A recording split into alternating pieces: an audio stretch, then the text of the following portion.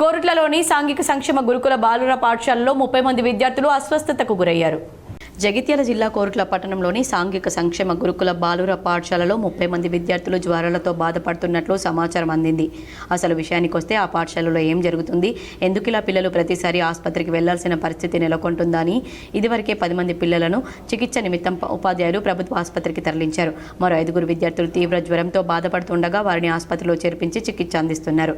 ఇలా ఒకరి తర్వాత మరొకరు 30 మంది విద్యార్థులు జ్వరాలతో గురుకుల పాఠశాలలో అనారోగ్యానికి గురికావడంపై పాఠశాల ఉపాధ్యాయులతో పాటు విద్యార్థుల తల్లిదండ్రులు ఆందోళన చెందుతున్నారు. వాతావరణ పరిస్థితుల కారణంగా విద్యార్థులకు జ్వరం సోకి బాధపడుతున్నారా, లేక గురుకుల పాఠశాలలోని పరిసర ప్రాంతాల కారణంగా విద్యార్థులు జ్వరంతో బాధపడుతున్నారా అన్నది తల్లిదండ్రులకు ఆందోళన కలిగిస్తుంది. ఒకేసారి ప్రైమరీ తరగతులకు చెందిన 6, 7, 8 తరగతుల విద్యార్థులు జ్వరాలతో బాధపడడం ఆందోళన కలిగిస్తుంది. ప్రభుత్వ ఆసుపత్రిలో చికిత్స పొందుతున్న విద్యార్థులను కోరుట్ల ఎమ్మెల్యే డాక్టర్ కల్వకుంట్ల సంజయ్, జిల్లా డిఎంహెచ్ఓ ప్రమోద్, కోరుట్ల ఎంఈఓ గంగుల నరేశంలో పరామర్శించి వారికి అందిస్తున్న చికిత్స వివరాలను అడిగి తెలుసుకున్నారు.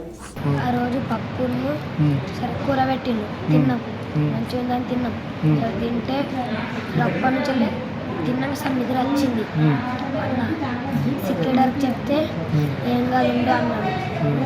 అన్న తెల్లారి లేచిన అంత మంచిగా అనిపించాలి, ఇంతగా అనిపించింది.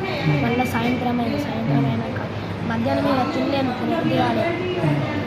సాయంత్రం అయినాక అన్న గ్రౌండ్ 9th అన్న గ్రౌండ్ పెట్టిండు.